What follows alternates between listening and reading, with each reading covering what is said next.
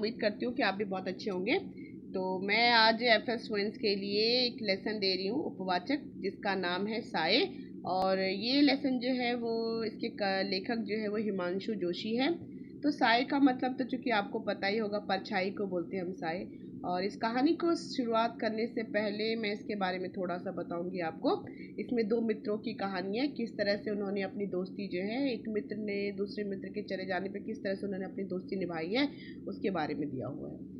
तो चलिए हम देखेंगे। ये ऑलरेडी एग्जाम में इसमें से जो एक क्वेश्चन पक्का आएगा, 6 या 7 मार्क्स से क्वेश्चन रहता है।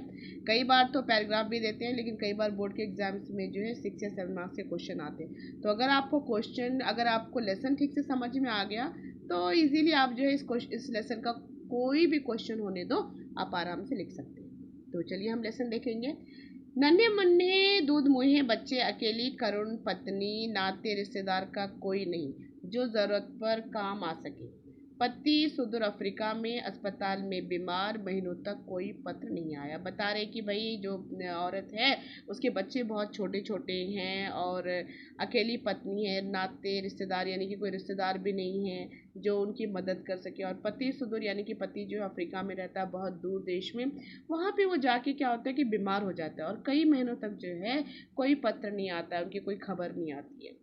हर रोज वे रंग बिरंगे टिकटों वाले पत्र की राह देखते, परंतु डाकिया भूल से भी इधर झांकता नहीं। बेचारी पत्नी जो थी वो डेली उस अपने पति के पत्र का इंतजार करती कि शायद कोई पत्र आए, लेकिन डाकिया जो है कहता है झांकता भी नहीं, मतलब उधर नहीं आता कभी भी। क्यों? क्योंकि वो अगर कोई पत्र भेजते तो डाकिया आता ना, उन्होंने वहां से कोई पत्र भेजा ही नहीं तो डाकिया कैसे आता। हाँ, बहुत लंबे अरसे, अरसे का मतलब क्या था, समय। बहुत लंबे अरसे के बाद एक दिन पत्र मिला।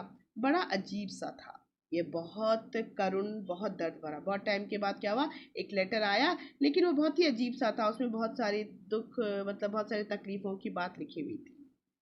नॉर्वे के किसी अस्पताल से लिखा था। रंग भेद के कारण पहले यूरोपियन लोग के अस्पताल में जगह नहीं मिली, किंतु बाद में उन्हें कुछ कहने कहलवाने पर स्थान तो मिला, पर इस अनावश्यक विलंब के कारण रोग बेकाबू हो गया। उन्होंने लिखा है कि भाई बहुत मुश्किल से उन्हें जो अस्पताल में जगह मिली, लेकिन जो है देरी हो जाने के कारण क्या हुआ, रोग बेकाबू हो गया, मतलब बीमारी जो थी वो बहुत ज़्यादा बढ़ चुकी थी। डॉक्टर ने ऑपरेशन की सलाह दी, किंतु किंतु उसमें भी अब सार नहीं लगता। अब डॉक्टर ने कहा कि भाई ऑपरेशन करना पड़ेगा, लेकिन लग रहा है कि उससे भी कोई फायदा नहीं होने वाला है। चंद दिनों की मेहमानदारी है। अब उन्होंने कहा भाई हमारी ज़िंदगी जो है बहुत थोड़ी दिनों की है। ये किसने लिखा? ये उस क्या कहते हैं, औरत के पति ने लिखा है, जो कि बीमार था। उसकी बीमारी के कारण सही समय पर उसका इलाज नहीं हो पाया, बहुत मुश्किल से उसको हॉस्पिटल में थोड़ी जगह मिली, अस्पताल में वो भर्ती हुआ, लेकिन उसकी जो बीमारी थी वो बहुत ज़्यादा बढ़ गया। डॉक्टर ने कहा ऑपरेशन कराने के लिए, ऑपरेशन कराया, लेकिन ऑपरेशन से भी कोई ज़्यादा फायदा नहीं हुआ और ऐसा लगता था कि वो थोड़े दिनों के ही वो मेहमान है। उसके बाद तुम लोगों का क्या होगा, कुछ सोचता नहीं। मतलब उन्होंने लिखा कि भाई मेरे जाने के बाद आपका क्या होगा, कुछ भी समझ में नहीं आ रहा है। पास होते तो, लेकिन भरोसा रखना भग सबका रखवाला है। जिसने पैदा किया वह परवरिश भी करेगा। उनका भरोसा रखना भाई, भगवान जो है वो सबका रखवाला है, जिसने हमें पैदा किया है वही हमारी परवरिश भी करेगा, मतलब हमारी देखभाल भी करेगा। अच्छा, इस लेसन में जो है बहुत सारे उर्दू शब्द का इस्तेमाल किया गया है। पत्नी पढ़ पत्नी पत्र पढ़ती रोती अबोध बच्चे, रुलाई भरी आंखों से माँ का मुंह ताकते। अब जो पत्नी थी वो पत्र पढ़ रही थी और उनकी आंखों से आंसू निकल रहा था। बच्चे जो अबोध थे, बहुत छोटे थे, वो माँ के आंखों से जो आंसू गिर रहा था वो बच्चे ताक रहे थे, उनका मुंह देख रहे थे, क्योंकि बच्चे बहुत छोटे हैं ना, अब इनको समझ में नहीं आ रहा कि भाई हुआ क्या है। फिर चिट्ठी पर चिट्ठियां डाली उन्होंने, फिर तार, तब कहीं केन्या की मोहर लगा और एक विदेशी लिफाफा मिला।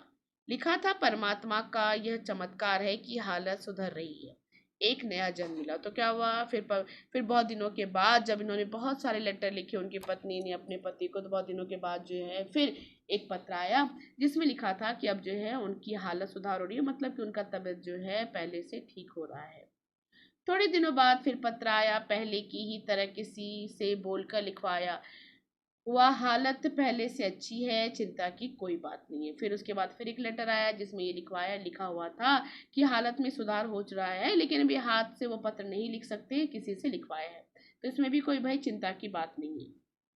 हमेशा की तरह कुछ रुपए भी पहुंच गए इस बार। बच्चे ने मुरझाए मुख खिल उठे। करुण पत्नी का स्वास्थ्य तनिक सुधार की ओर बढ़ा। चिट्ठियां नियमित रूप से आती रही, रुपए भी पहुंचते रहे। उसने लिखा था, हाथ के ऑपरेशन के बाद अब वह पत्र नहीं लिख पाता है, इसीलिए किसी से लिखवा लेता है। भाई अब उसके बाद जो है उन्होंने अब लिख दिया कि पत्र आने से क्या हुआ, उनकी पत्नी का जो है तबीयत है वो भी थोड़ा ठीक होने लग गया। बच्चों के लिए वो थोड़े बहुत घर के लिए पैसे भी भिजाने लगे।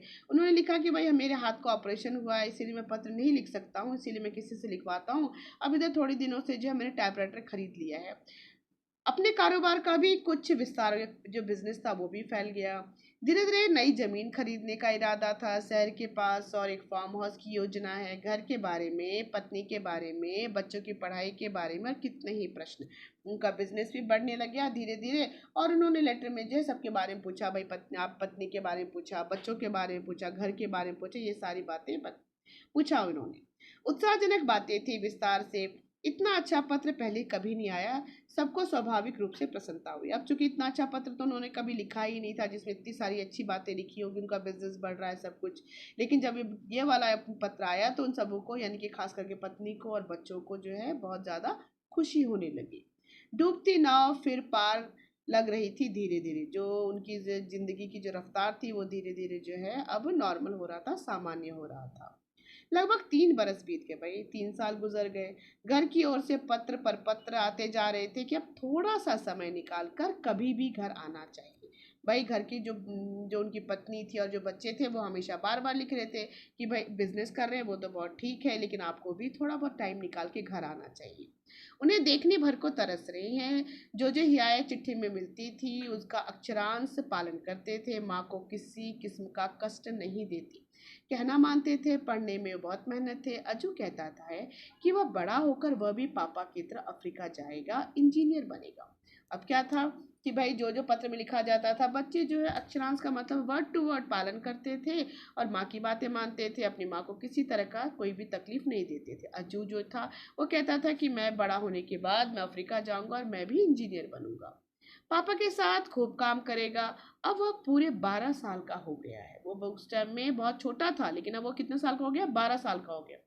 छठी कक्षा में अव्वल आया है। क्लास 6 में वो क्लास में वो फर्स्ट आया है।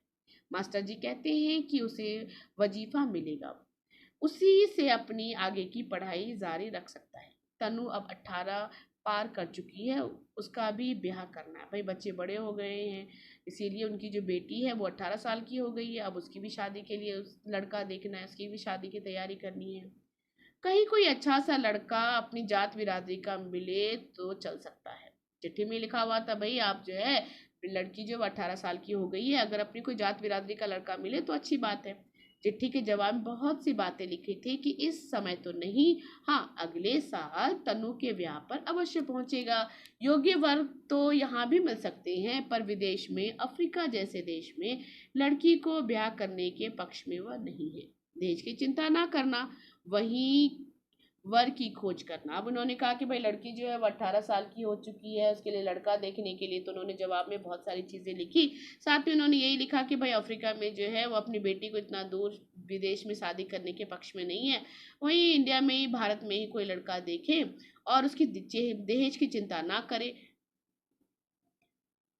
वर की तलाश में अधिक भटकने की आवश्यकता नहीं। भाई लड़की के लिए लड़कों का तलाश खोज किया गया तो ज़्यादा उनको ढूंढना नहीं पड़ा। लड़का जो आसानी से मिल गया, वो भी खाता पीता घर का, क्योंकि सबको मालूम था कि भाई उनके पिताजी जो है, लड़के के पिता जो है वो अफ्रीका में बहुत पैसे कमाते हैं, इसीलिए लड़का मिलना, रिश्ता मिलना बहुत आसान हो गया। शादी की तिथि निश्चित हो गई। थोड़े दिनों के बाद जब लड़का मिल गया तो शादी का तिथि भी उन्होंने निश्चित कर दिया। नॉर्वे से पत्र आया कि वह समय पर घर पहुंचेगा, रहने गहने कपड़े वो सब बनाकर वह साथ लाएगा, लेकिन शादी के समय वह चाहकर भी नहीं पहुंच सका। व्यवस्था से भरा एक पत्र। अब क्या हुआ, लड़की की शादी के लिए उन्होंने सब कुछ भेज दिया। भाई पत्र भी भेज दिए, पैसे भेजे, कपड़े भेजे, सब कुछ भेज दिया। लेकिन फिर उन्होंने सेम वही लिखा कि भाई यहाँ पे जो है कारोबार, यानी कि उसका बिजनेस जो है वो बहुत बड़ा हो गया है और वो जो है नया भी अपना बिजनेस स्टार्ट करने वाला है, इसीलिए जो है वो नहीं आ सकता। साथ ही साथ क्या हुआ, मजदूरों ने हड़ताल कर दी, तो ऐसे संकट के समय में ये सब छोड़ के वो नहीं आ सकता था। हाँ, गहने, कपड़े, रुपए भिजवा दिए हैं, वर वधू के चित्र उसे अवश्य भिजवाया, वह प्रतीक्षा करेगा। उन्होंने साथ में ये भी लिख दिया कि मैंने गहने और कपड़े भिजवा दिए हैं। लड़के और लड़की का शादी के बाद यानी कि दूल्हा दुल्हन की शादी के बाद में उनकी जो है वो फोटो उसको अवश्य भेजिए, वो उसका इंतजार करेगा। खैर, ब्याह हो गया। धूमधाम के साथ ब्याह के सारे चित्र भी भेज दिए गए। अज्जू ने इस वर्ष नई इनाम जीते। हाई स्कूल की परीक्षा में जिले में सर्वप्रथम रहा। खेल में भी पहला। बहुत से सर्टिफिकेट मिले, वजीफा मिला। इनाम में मिली सारी वस्तुओं के फोटो पापा को भेजना ना भूले। अब उनको भाई बेटी की शादी हो गई, बेटी तो विदा हो गई और उसके बहुत सारे पिक्चर में भिजा दिए। अज्जू जो था वो उस क्लास में फर्स्ट आया था, अपने स्टेट्स में फर्स्ट आया था और भी बहुत सारे उसको इनाम मिला, प्राइज़ मिला, सर्टिफिकेट मिला, वो भी उसने अपने पापा को पूरा का पूरा भिजा दिया। साथ में उसने जो कुछ डिमांड किए थे, भाई इसको कैमरा चाहिए या गर्म कपड़े चाहिए, घड़ी चाहिए, तो पिता ने उसके लिए जो है कैमरा भिजाया, गर्म कपड़े और घड़ी भिजाया और साथ ही मर्म स्पर्शीय लंबा पत्र। मर्म स्पर्श का मतलब होता है दिल को छूने वाला एक ऐसा लंबा पत्र भेजा। लिखा था, बच्चों की उम्मीद पर ही जी रहा है, पत्नी का स्वास्थ्य अच्छा। उसने क्या लिखा लेटर में कि भाई मैं बच्चों की उम्मीद पे ही जी रहा हूँ और पत्नी का स्वास्थ्य कैसा कैसा है उसके बारे में उन्होंने पूछा है। बच्चे इसी तरह नाम रोशन करते रहे, उसके सहारे वह जिंदगी की डोर कुछ दिन और लंबा खींच लेगा। ये सारा कारोबार उन्हीं के लिए तो है। उसने क्या लिखा भाई पत्र में कि भाई अगर बच्चे अच्छा करते रहे तो अपनी जिंदगी को और थोड़ा लंबा खींचेगा वो। और ये जो बिजनेस है, ये जो व्यापार, ये तो बच्चों के लिए ही है। पर अनेक वादे करने पर भी आना संभव न हो पाता। हर बार कुछ ना कुछ वो वादा करता, लेकिन अनेक वादा करने के बाद भी जो है वो अज्जू के पिता जो है वो घर नहीं आ पाते।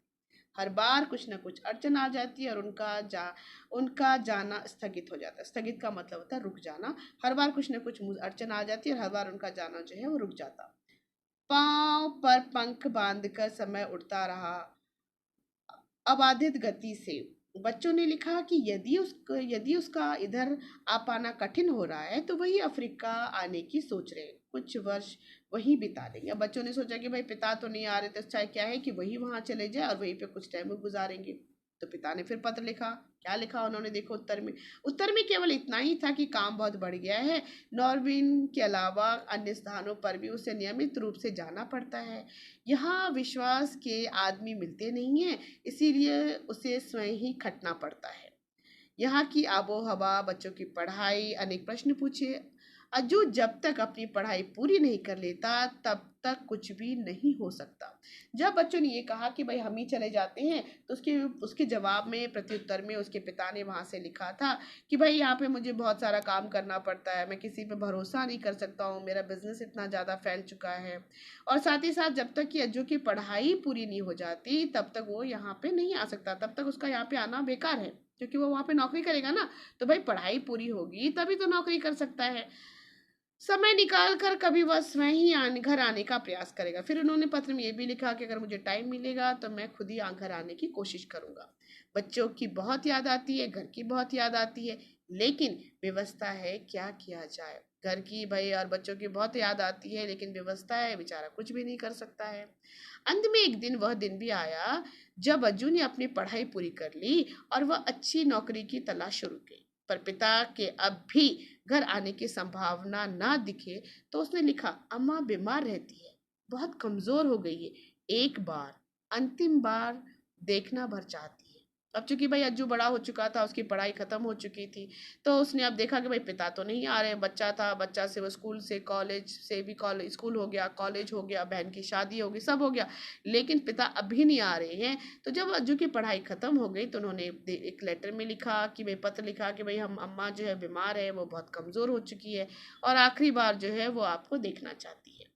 प्रत्युत्तर में विस्तार पत्र मिला, इलाज के लिए रुपए भेज दिए, परंतु इस बार अज्जू ने ही जाने का कार्यक्रम बना लिया। भाई उसके प्रत्युत्तर में वहां से उन्होंने पैसे भेज दिए, मगर वो नहीं आए। इस बार अज्जू ने ये सोच लिया था, निश्चय कर लिया था कि वो खुद ही जाएगा और वो अकस्मात पापा को चौंकाने की पूरी पूरी योजना के साथ टिकट खरीद लिया। अब उसने सोच लिया था कि भाई मैं अचानक पहुंचूंगा तो और पापा को चौंका दूंगा, और उसने वहां से क्या किया, टिकट ले लिया, पासपोर्ट वीजा सब ले लिया। देखते देखते सब कुछ उसको मिल गया और एक दिन वो दिल्ली से जो है वह विमान से रवाना हो गया। उनके मन में गहरी उत्कंठा थी कि पापा देखकर कितने चकित होंगे। उन्होंने कल्पना भी ना की होगी कि एकाएक वह इतनी दूर एक दूसरे देश में इतनी आसानी से आ जाता है, अब आ जाएगा। ये बातें जो है बच्चे जो है बैठ के वो अज्जू सोच रहा था कि उसके पापा ने कभी सोचा भी नहीं होगा, एक छोटा सा बच्चा, अबोध बच्चा जो माँ की गोद में खेलता था, वैसे बच्चे को वो छोड़ के गए थे। आज वो बच्चा इतना बड़ा हो जाएगा और उनके पास तक पहुंच जाएगा। उनकी निगाहों में भी अभी वह उतना ही छोटा होगा जब वह निक्कर पहनकर आंगन में गिल्ली डंडा खेलता था।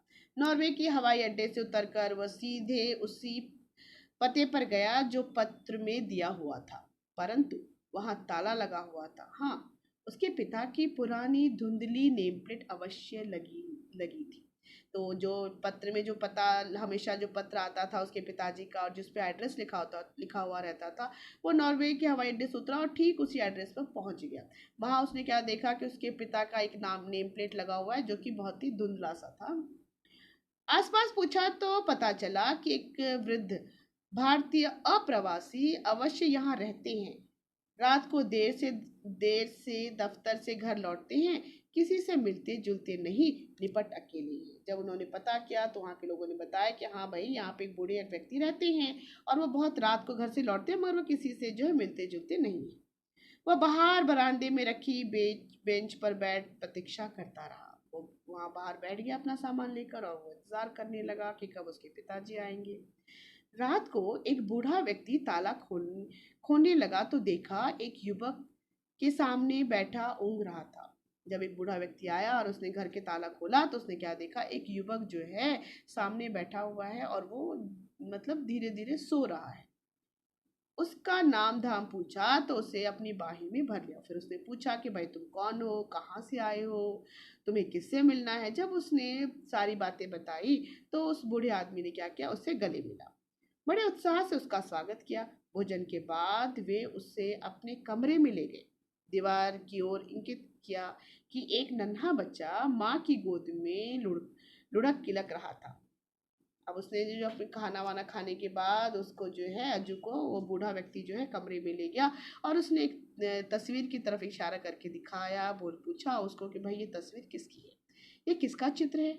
युवक ने गौर से देखा, कुछ झेपते हुए कहा मेरा। उसने ध्यान से देखा और उसने कहा हाँ ये मेरा चित्र है। वृद्ध इस बार कुछ और जोर से खिलखिलाया। बूढ़े व्यक्ति जो था वो जोर से हंसे, मेरे बच्चे तुम इतने बड़े हो गए हो, सच कितने साल बीत गए, जैसे कल की बात हो। उन्होंने उसके चेहरे की ओर देखा, तुम शायद नहीं जानते तुम्हारे पिता का मैं कितना जिगरी दोस्त हूँ। उसने क्या बोला कि तुम इतने बड़े हो गए, शायद तुमको नहीं मालूम है कि मैं तुम्हारा पिता का कितना जिगरी दोस्त हूँ। कितने लंबे समय तक हम साथ साथ रहे, दोनों दोस्त की तरह नहीं, सगे भाई की तरह। उसी ने मुझे हिंदुस्तान से यहाँ बुलाया था, बड़ी लगन से सारा काम सिखाया। साथ ही साथ साझे में हमने ये कारोबार शुरू किया। नॉर्वे की आज ये बहुत बड़ अच्छी फॉर्म है, यह सब उसी की बदौलत। कहते कहते वह ठिठक गया।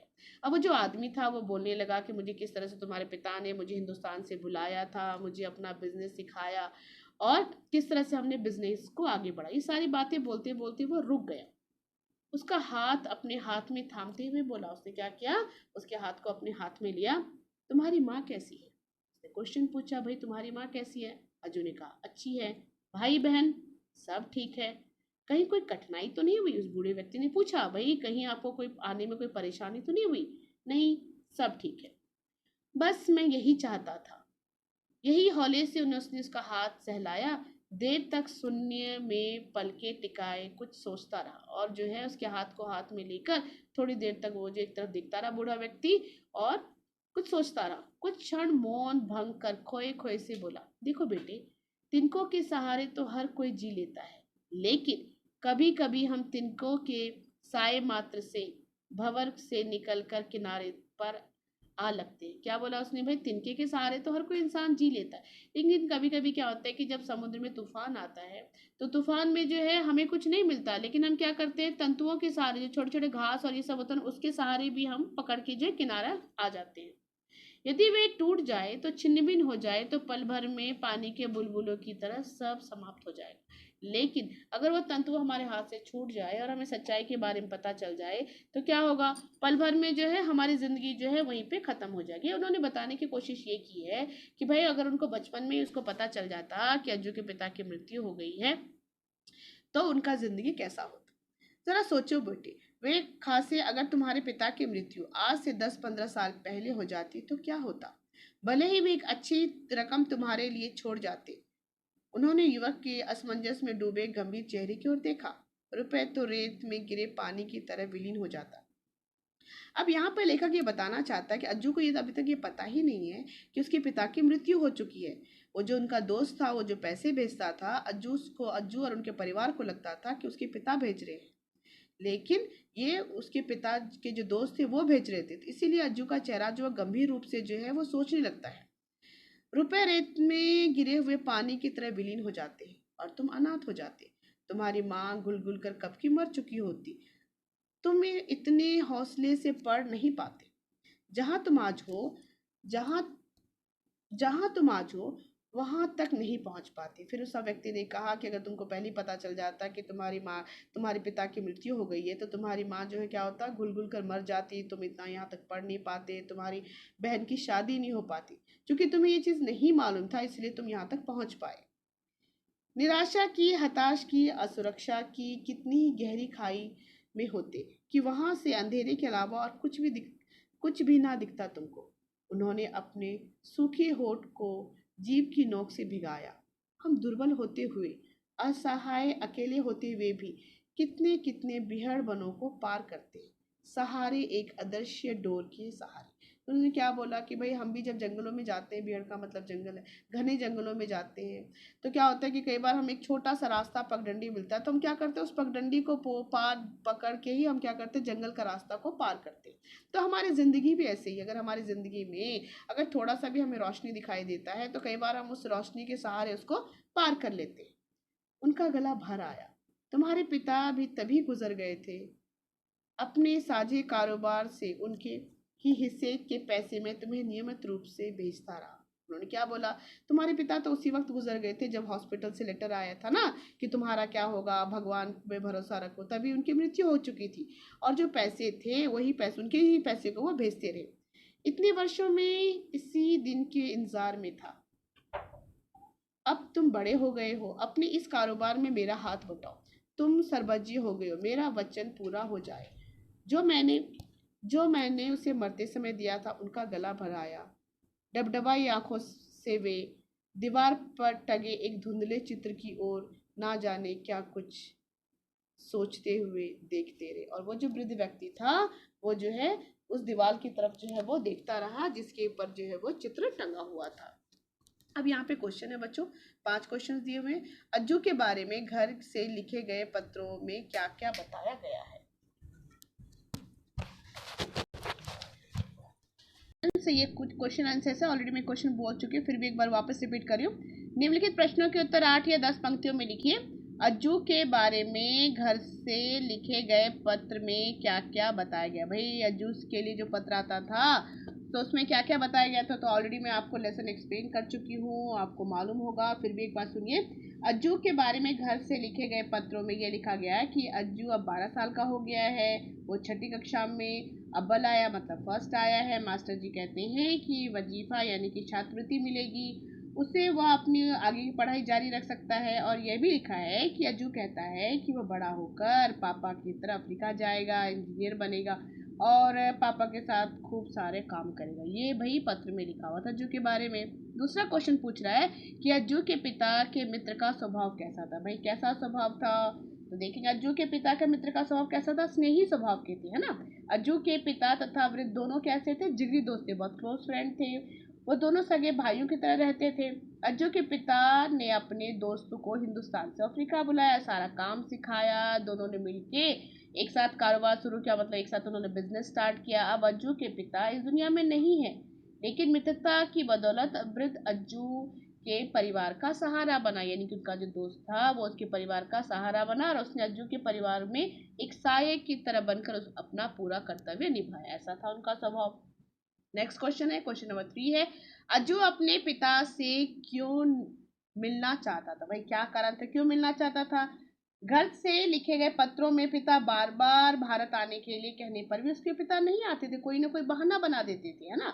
तो अज्जू अपनी पढ़ाई पूरी कर लेने के बाद नौकरी की तलाश शुरू की। अब उस पिता अब भी पिता की संभावना उसको आते हुए, मतलब अभी भी उसको संभावना नहीं थी कि उसके पिता जो है आएंगे, है ना। अज्जू ने वहीं पे घर से वहीं पे जाने का उन्होंने कार्यक्रम बना लिया। उन्होंने सोचा कि अब मैं तो वहां पे पहुंचूंगा ही, पापा भले ही नहीं आए लेकिन मैं वहां पे जाऊंगा। वो अचानक वहां पर पहुंच के और पापा को चौंका देने वाली कि मैं वहां पे पहुंच के पापा को चौंका दूंगा, इस तरह की बातें वो सोचने लगा और उसने वहां पे जाने के लिए पूरा प्लानिंग कर लिया था। ठीक है, तो ये होगा इस क्वेश्चन का आंसर।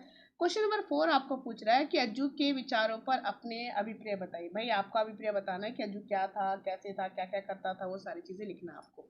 इस कहानी के द्वारा हिमांशु जोशी क्या बताना चाहते हैं, जो कि सबसे इंपॉर्टेंट है। तो भाई क्या बताना चाहते हैं हिमांशु जोशी? कहानी का शीर्षक साया। साया का अर्थ क्या होता है? छाया या फिर प्रतिबिंब, है ना, उसी को हम साया बोलते हैं। दूसरे शब्दों में सहारा देने वाला, हाथ भी बोल सकते हैं आप साया में। जैसे कि इस कहानी में अज्जू के पिता की मृत्यु अफ्रीका में हुई, जिसका प्रकार जिस प्रकार साया हमारे साथ हमेशा रहता है, उसी प्रकार अज्जू के पिता का मित्र जो था वो भी उनके परिवार के साथ में एक साया की तरह रहे।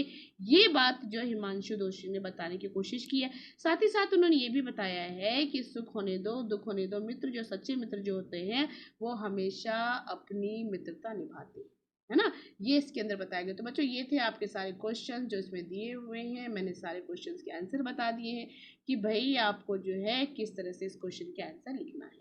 तो मैं उम्मीद करती हूँ कि आपको ये लेसन अच्छे से समझ में आ गया होगा, क्वेश्चंस के आंसर भी समझ में आ गए होंगे।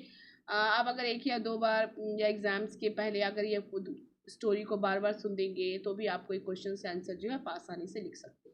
मेन इंपॉर्टेंट क्या होता है कि हमें क्वेश्चन जो लेसन है वो किसके बारे में है, पात्र क्या कह रहा है, कहानी किस तरह की, अगर ये पूरा चीज़ समझ में आ जाता है तो क्वेश्चन आंसर्स हमारे लिए बहुत आसान हो जाता है। तो उम्मीद करती हूँ कि आपको ये लेसन पसंद में आया होगा। आप मेरे चैनल को ज़्यादा से ज़्यादा सब्सक्राइब करिए, शेयर करिए और जितना भी हो सके आप इससे फ़ायदा उठाएं।